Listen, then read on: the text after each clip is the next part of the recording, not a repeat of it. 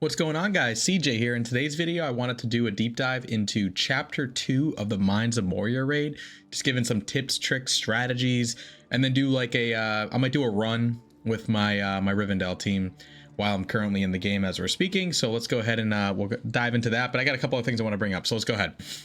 All right, guys. So first few things, CG. Today is Tuesday. Was really hoping we got something from those guys over there at the lovely Capital Games, but unfortunately no news. So hopefully tomorrow is the big day. I'm really waiting for Rivendell and Orphan.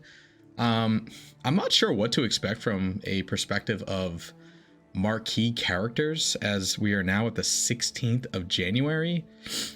I would assume if they announced a marquee, they wouldn't like insta release them, right? Like, have they done that already in this game, or has it always been, here's the announcement, you know, they kind of show up in the collection, you know, and then you're waiting for that adventure to open up like a few days later? Feels like we might get like maybe one next week. Maybe they release two in one batch. I don't know. But definitely a soft month when it comes to marquees. But to be fair, I mean, that's like a free-to-play player's dream, right? We haven't had any of those chase characters. We haven't any new characters move to another node, because a Rivendell and Orphan is just going to create, you know, an interest of mine to use my resources, my energy, hopefully my energy, unless it goes somewhere else in the game from a farmable perspective, but hopefully my energy to those guys, specifically Rivendell, but because they're not in the game, I'm just able to just farm existing characters that I've been wanting to farm. So as much as it's kind of a little bit of like a letdown that we're sort of here now a month later without anything, in some ways it's, you know, it's a little bit of like a blessing in disguise, right? I know like the bigger picture is something going on behind the scenes, because of just the numbers don't look to be that amazing. Like, is there something bigger? But from my perspective, I don't think so. I think they've got enough from like EA as a company, and then of course dabbling down into Capital Games, and Star Wars Galaxy Heroes doing pretty well, right? Like I think, you know, they're probably going to keep trying to support this game. It hasn't been out for a year yet.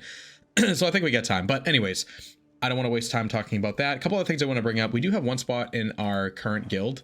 So if anybody's looking, it is a 6 million guild power guild. We are constantly hitting chest 3, almost getting to chest 4, about like 75% there. We do look to be, you know, every Monday we start the raids. So Monday, Tuesday, Wednesday, Thursday, chapter 1, 2, 3, 4. Good group of guys. Collection power, generally speaking, is going to be hovering around, you know, your 150 plus range, but we do have a couple of guys on the lower end that are sort of in our guild. So, you know, if you're interested, just go ahead and reach out, and you know, maybe we got a spot for you here. So just trying to fill it out, get that last guy in here. But good group of guys. I do some tracking like once a month from a score perspective. It's good to track your own scores personally, but you know, you certainly don't have to. But yeah, Pants of Hulk, the 5th guild within Pants of Hulk. So we're not, you know, the top one, but we're, you know, we're up there in terms of, you know, power and moving along the chains here in the game. So that was one thing. And then the other one I want to say was, so we're getting to the point where some of these marquees are going to be ending or coming out of the store here shortly.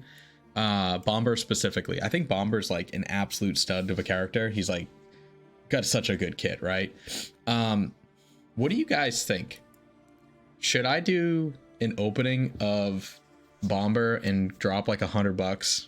I don't spend much in this game, but I haven't spent anything because we haven't had anything to buy. Do I go after Bomber? Do I spend the money, roll, and try to get him to 5-star? Because I have him at 4-star. I just spent the $20 when this character came out to get him to 4-star. So he's at 4.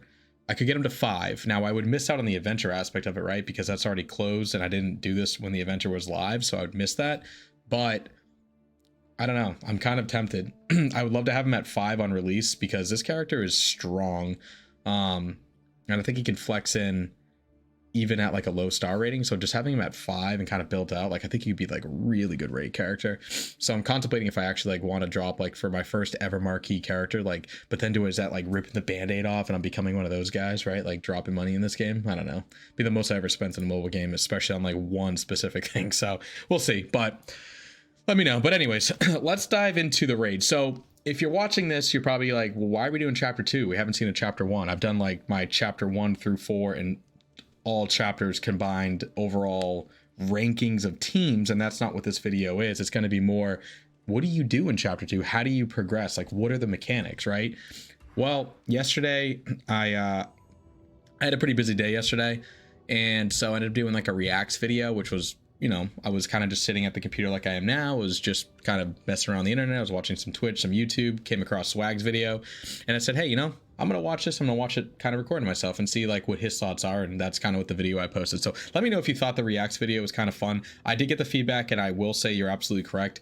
I didn't realize how much lower Swag's sound was to my audio, and that's just because I kind of did it on the fly, so I didn't really notice from like in my headset how much lower it would be, like from the recording side of things, right? Like when I was doing it, it wasn't as low, of course, in my headset. But good to know for future state that I will turn it up so my audio is comparable to the YouTube video I'm watching. So thank you for that feedback. But yeah, so I ended up just watching some videos, decided that'd be kind of like an easy one. Like we're sort of on a content lull, right? Like we haven't had any patch notes, characters, kit reveals, like anything that can kind of spark a decent video to kind of send to you guys for just like the quick tidbits of updates and thoughts and, you know, what, you know, exactly whatever, right? Like simple kind of like content to make that's still useful content for the people who are playing the game. And so because it hasn't existed, it's like, all right, I'm just gonna like make content on existing content. But sometimes it's like kind of hard to think about things that like people might want to see.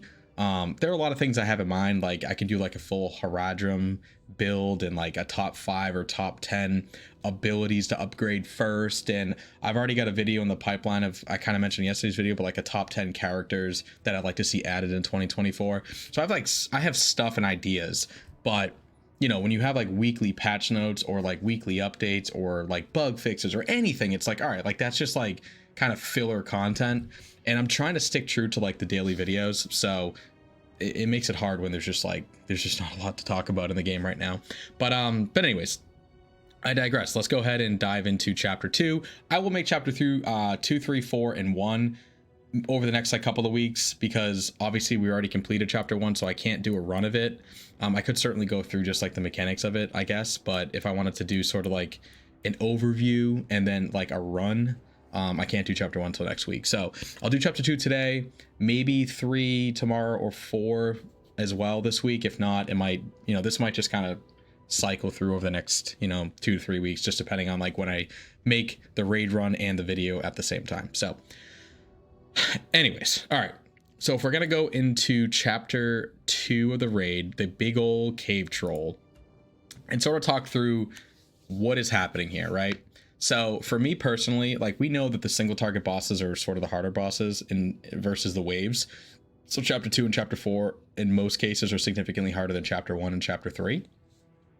Chapter 2, I've only even tried to do this on difficulty 3 with my Rivendell team, because they're the only team that's like kind of strong enough to even attempt it, and I barely even get to 300k. But since I've run this, I've now upgraded Elrahir to 7-star.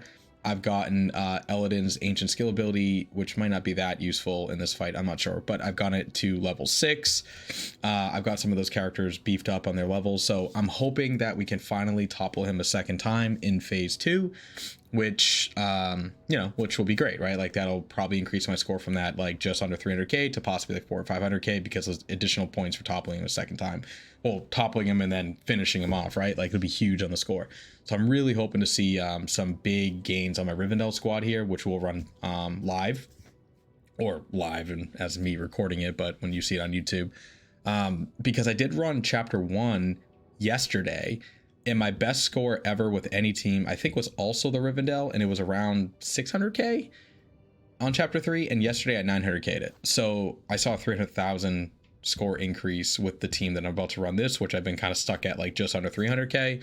I could probably 300k it on chapter 2, but I generally run it on chapter 3 in hopes of hitting, you know, 300 plus.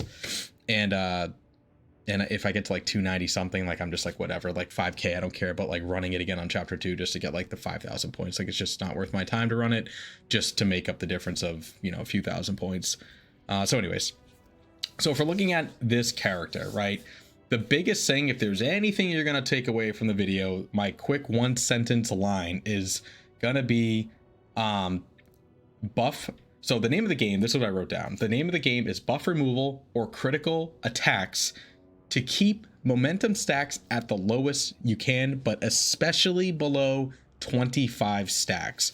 And this is especially important on phase 2. And we'll call it phase 2 because that's his enraged phase, right? He goes from kind of normal phase, normal cave troll, toppled, gets up, pissed off, enraged cave troll, right? And we'll talk about sort of what the differences are here, but essentially all momentum is speed, right? He gains speed. I don't know why when I click on momentum it gives me all this other shit, but momentum, really what I'm looking for to kind of talk about is for every stack the cave troll has, it's plus 2% speed. So you're against the clock, right? You're fighting against the cave troll who's consistently gaining these stacks. And if you can't remove the stacks, then eventually you're just at this huge disadvantage where you can just keep stacking abilities on top of abilities, especially when he's enraged. It just becomes even more, it's just like essentially impossible. Like if he ends up getting off 25 stacks and he does all of his attacks, so pretty much the deafening roar into a pulverize into a seismic collapse, it's over. Like you pretty much can count it over. So what you need to know here are a couple of core abilities. So obviously his kind of basic right here is the attack the enemy for 210% damage, so just a big attack, and inflicts daze for a turn and then gains 1 stack of momentum. Daze is important to know because what it does is reduces focus by 50%. And this is extremely important because if you're attacking above your weight class, you could say. So like for me, if I'm fighting with like a 40,000 squad team in difficulty 3 and it's scaled for like 50 plus, 60 plus thousand, I don't remember the exact recommended level here, it's already significantly harder to land a lot of your banes on the enemy, your debuffs. When you're dazed, it's 50% harder, right? So that makes it very, very hard to do one of the core mechanics in the game, which is removing the momentum stack. So the way the cave troll gains momentum stacks is through regular attacks, block, or counter attacks. And the way you remove the buffs or you remove the stacks from him is going to be through critical strikes, right? So if you land a critical strike, he will lose it. So you really want to do that. So the importance here is the critical strikes.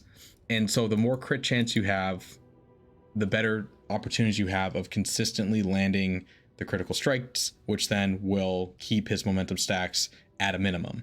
And that's the goal here. You need to keep it as low as possible because as it scales, it becomes more and more difficult, right? So not a difficult like concept. You just keep momentum stacks at a minimum. Okay, so we got that out of the way. So if we'll talk about Enraged when we get into the second phase. So obviously this is again, when you see the Enraged, it's phase 2 as I'm kind of calling it. Like when he's enraged, it doesn't happen in the first round. It's when he's toppled, he's downed, and he's back up is when you're in the Enraged run of the Cave Troll chapter. So again, he attacks, he dazes, it impacts your focus, which is your ability to land a Bane. So then the second ability he's got here is Deafening Roar, which is he cleanses 1 Bane from himself, gains 3 stacks of counterattack. So again, that's not good because that's how he gains momentum stacks. He gains a stack of momentum and he doubles all of his momentum stacks. This one is really a big make or break because if you're unable to remove the stacks and he's at, 2 or 3, he's doubling that. He's now at, 4 or 6. But if he's at 8, 10, 12, well, he doubles that. So now he's at 16, 20, 24 stacks of momentum. Like this one is brutal if you're not maintaining a low number of momentum stacks. So again, we're just strictly going to look through this from a non-enraged position. We'll go through enraged after that. So Pulverize is his other attack, which is he attacks for 330% damage and inflicts Enfeeble, which Enfeeble is tough because that also reduces your critical chance by 30%. So similar to Dazed, which you want Focus to land Banes, which is a way you remove stacks of momentum, and Feeble is the critical chance portion of removing momentum stacks, because now you have critical chance reduction. So like you're less likely to land a crit, which means you're less likely to remove a stack. So you can kind of see how, like, as you continuously fight through each topple, he's going to get harder and harder, because, well, that's kind of the point. Otherwise, if it didn't have ways to reduce your chances of constantly removing the momentum stacks, well, then it would be a pretty easy fight, right? And then lastly is the seismic collapse. So that's the one when he's like dropping all the rocks and all your guys take a series of debuffs depending on how many stacks are currently on him, right? So it attacks everybody. It deals 5% more damage for each stacked momentum on this character. So it's a big AoE if he's really sitting high on stacks. Can't be evaded, blah, blah, blah. And then you can see if he has 10 stacks or more, these are all like additive, right? Like it's not like you either get the 10 or the 15 or the 20 or 25. You get all of them depending on like which tier of the amount of stacks he's at. So if he's at like 10 through 14, he's only going to inflict a slow for 1 turn, which is still pretty impactful, but not and not the end of the game. But if he's at 15 to 19, so not at 20, he's going to inflict slow and remove 25% turn meter on all of your characters. So that's pretty rough, right? Because he's already going so fast with momentum. By removing the turn meter, it's tough stuff. 20 to 24, he's getting, again, the slow, the turn meter, and removing 1 stamina. So if you thought you had an ability that you were just kind of like waiting for, you're about to hit it, maybe you're trying to get that res off with Elrond, removes a stack of stamina, and you gotta wait another turn. Which could be the difference of, pretty much you just collapsing and you losing in the raid, attempt. And then if you're 25 plus, you're pretty much screwed. That's when you know it's game over, right? Because you're getting the slow, the turn meter, the stamina, and you're stunned. So now you're pretty much not going at all for a turn, and you're slowed, and you get the turn meter, and you lost your stamina. So even when you do go, you might be missing some stamina to do certain abilities that you're hoping to do. It gets real ugly really, really fast. And then this last part's just kind of talking about momentum rage, which we've really talked about a lot here. But essentially, momentum, like we mentioned, the big thing is every time you critical strike, you lose a stack of momentum. So anyways, when he drops below 25%, so you're in the fight, you now understand how the mechanics work, and now you're in your first round, your nice troll version of him, right? When you're attacking him, you're doing your thing, he's going to drop below 25% health at some point, right? When he gets like, I think 2 bars left, he's around or at the 25% threshold. He's going to topple. When he topples, he summons 2 orcs, right? 2 Minds of Moria orcs. They are the chapter 1 orcs. So it's a plethora of different options. You got your Shadow Seers, right? You got your Skull Crushers, you got your War Guards, you got everybody but the Bomber. Technically, this is a good opportunity to kind of see who you got from the RNG gods and decide, okay, do I want to kill them, or do I kind of want to leave them because they're not the ones I care about, like the Manglers maybe, and sort of just like leave them there while you just focus the Cave Troll. Because what happens is they're going to be there for the next phase. So when he goes into Enraged phase, they're going to be there. They're still going to be a pain in your ass because they're going to still attack you and do stuff.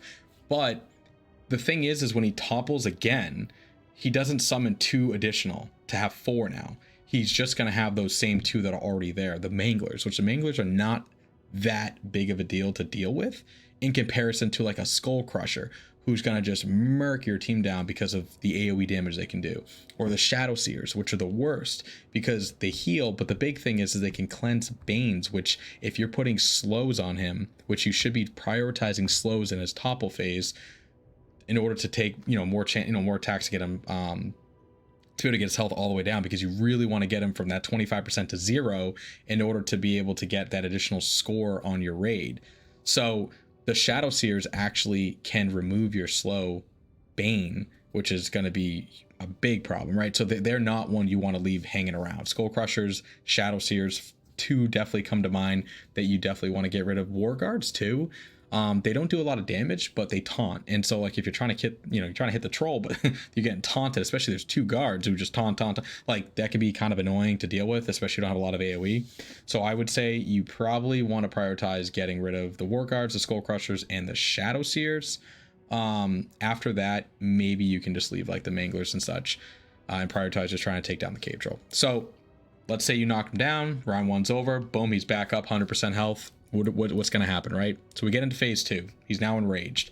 So now it's all the same stuff we've been dealing with, but additional mechanics added.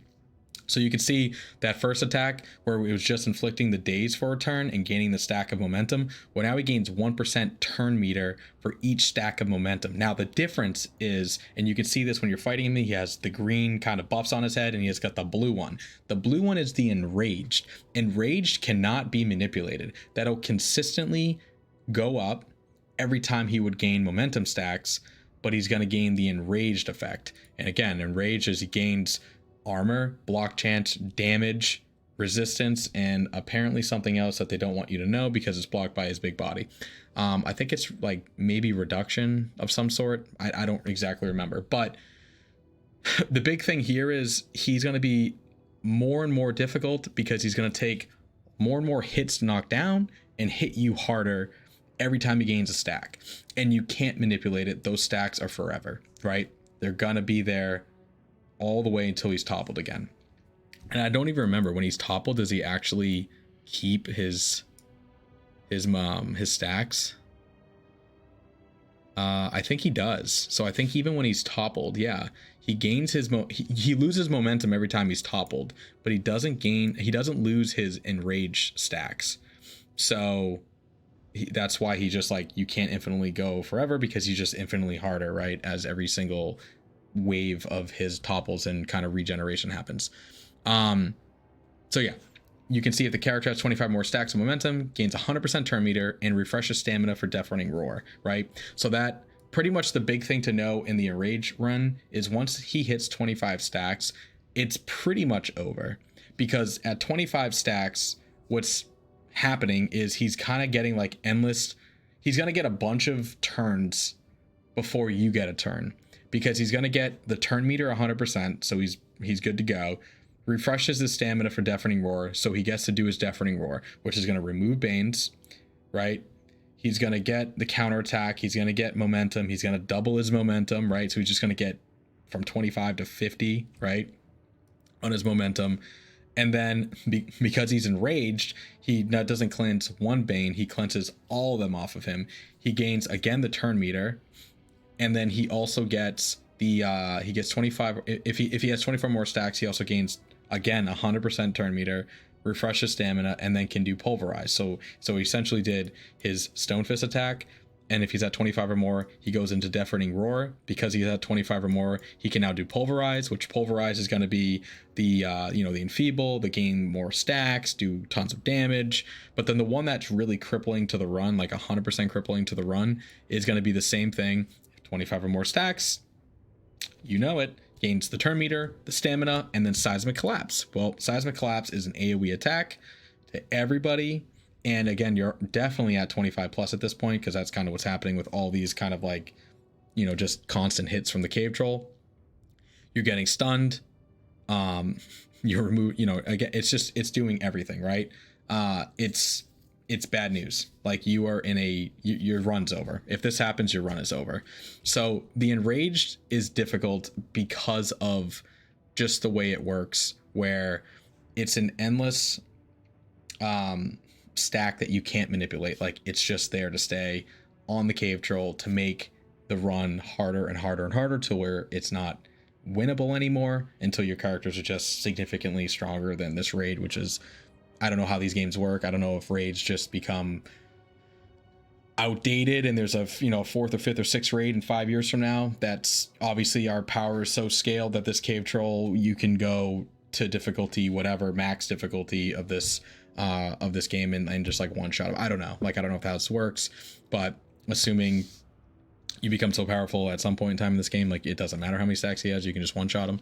But if not, again, at some point, no matter what difficulty you're in, those are going to become they're going to become too much to handle, and you're going to end up getting the stacks that are kind of up against you and costing your run. So that's kind of the big thing there. And then a couple of things I want to call out from like a character perspective. So like, this boss, one of the best enemies, or not enemies, the best characters for this boss is going to be characters that can inflict HP dealing damage that is it's just percent based, right? Like it's not like a specific number, it's percent. So that's going to be your burns, your poisons, and your bleeds, right? So that's why on this boss, like a Strider or a Rockma is really good, because they do the burn, and burn is going to be 10%, doesn't stack, but a 10% flat of his HP. And he's got a beefy body of HP, tons of armor, but none of that matters because the burn will take 10% no matter what his health is. So if he had 10,000 health, or he had 100,000 health, or a million health, it's 10% every time. So the more health he has, the more damage the burn's doing. And the same thing goes for poisons and bleeds, but poisons and bleeds are stackable, so they can ramp up on the amount of damage they do. So that's why Harajim's one of the best, if not the best team for Chapter 2, because you have the poisons from Bekalu and Robel, from that black poison, black serpent poison that they can stack onto him. And that does, I think it's 3% damage. Yeah, it's 3% damage stacking, and then bleeds, which, you know, there's a handful of characters in the game that can apply bleeds. Some of the guys from Isengard, etc. But that is 5% damage and also can stack. So those types of characters do extremely well in this raid because they offer the utility of HP percent based damage instead of flat, just kind of, you know, attacking and doing 2,500, 3K, 4K damage, which again is, you know, if he's a 10,000 health person, that's great. You're 2-3 shotting him. But if it's a 100,000 or a million HP person, well, that's not a whole lot. But if you're doing 10%, that one burn after the turn is 100,000 damage if he had a million health, right? So like, that's a lot of damage for just like, you know, the HP percent effect. So, all right, guys, let's go ahead and dive into a run here. So we're going to attempt this on difficulty 3, and I'm going to use the Rivendell squad. So let's go ahead and just go straight Rivendell, because I do want to include my buddy old pal Lomian. So we're going to go ahead and grab our Eladin, our Elrond, our Arwen, our Elrohir, and our Lomian. So we're at 37,000 power, so not all that great, but we're going to give it a shot. Let's see what happens.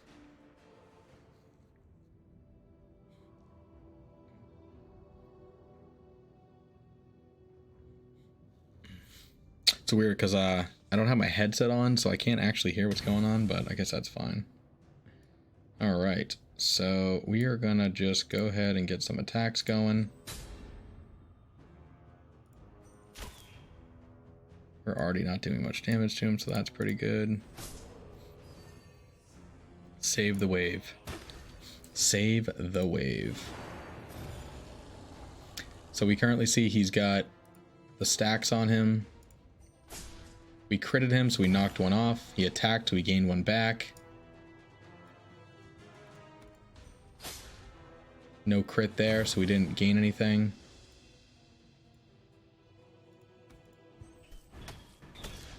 Big damage there. We did a crit. So we're doing a decent job of maintaining. Maybe I should have healed. I'm not sure there. I'd like to save my AoEs. I mean, granted, his health pool is going down so slow. Maybe I could use some of those abilities and not sit on them for so long, because I probably would get them back well before he enters the topple phase. But I'm essentially trying to save some of that for the topple phase. But I think I gotta simmer down because you know, we gotta keep those stacks low, right? And the big one here is using Lomian. So Lomian's 4 attack, if some of those or all of them crit, it's kind of nuts. Like, it's really good. So I think we might use it here just because I'm thinking we kind of need to. Although, I don't know, maybe we're doing okay. He's only got 4 stacks.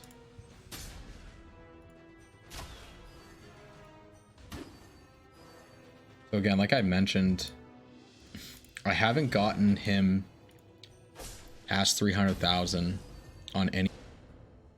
I just fat fingered that. Should be okay, I think. I think it. Well, it's a good test, right? Like, is it going to come back up in time before he topples? Certainly hope so. I'm going to need it. His stacks are getting a little out of control, though. So that's kind of a problem.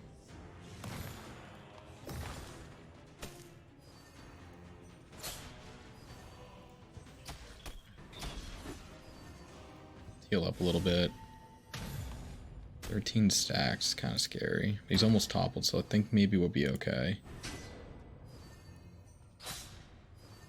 Now my AoEs are kind of a bit concerning.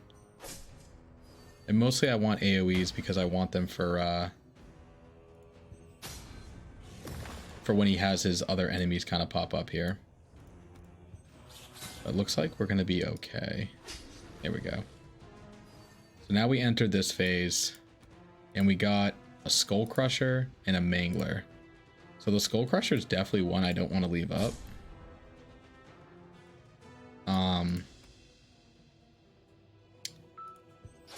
So yeah, we definitely do not want to leave him up long term. We'll get the wave off. Probably, you know, I probably was way too conservative with a lot of my abilities, I'm not gonna lie. Looking back at it, like I didn't wave for like probably 2 or 3 waves worth of turns. I just forgot how many hits this guy was gonna take. To be honest, I kind of just forgot how many hits he was gonna take because he's 900k. This is the only team I run this boss on at 900k. Otherwise, I just do it on difficulty 2, which is way easier to kind of deal with. All right, 371. So that's pretty big because we've never been there before. So this score already is like significantly better. Wow, look at the counters too. That's amazing. All right, so now we've entered the Enraged phase. So you can see the blue stack. So he's already got 3 stacks of momentum and 5 stacks of Enrage. So he's already a scary man. And so after he does the seismic ability, he does lose his stacks of momentum. So that's pretty beneficial for us. But it does a lot of damage. We're kind of hurting. So we'll see what happens. That one's big. We cleared all of his stacks. He's got 2, but lots of momentum going. We're also a little bit up against the clock. We're at 5 minutes right now. I think best case scenarios, if we can topple him again, that's the best run that I've had in this game so far on my account. So I'm pretty excited if that happens. Maybe I should have saved that for a res, but I'm feeling like it was probably smart to do that.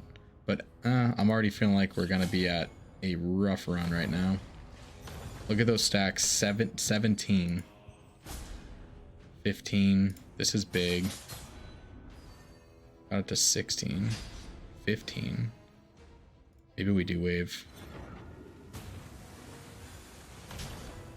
That's 17, 18. Oh god. We need to keep it under 25. 100%. Needs to stay under 25. Under 25 will at least allow for the seismic. And it's at 25. We're screwed. Yep. And that is probably going to do it on this run. I'm not sure how much farther I could get. I think on the first phase, I think I kind of babied it a little bit too much. I probably could have done more damage. I think the only thing I could have done differently right here is if I would have kept my heal. If I kept my heal from Elrond, which is a res, maybe I get a res off there and run it a little longer, but I don't think it would have mattered. I don't think we're getting to a topple phase. But 434,000 is like 150,000 better than any run I've ever done. So pretty happy on the score increase that we've seen already, just from a little bit of upgrading on this team and getting Elrond to 7-star. So that's awesome to see. So anyways, I hope this helps. Again, I know it's a little out of order, out of sync. Chapter 1 I haven't done. I just did chapter 2. So we'll do chapter 1, 3, and 4 just so we have like a playlist for you guys for Mines of Moria and best teams and strategies and so forth. So we'll go ahead and make sure that happens. But anyways, I hope you guys liked the video. Hope you find it helpful, and we'll see you in the next one. Bye.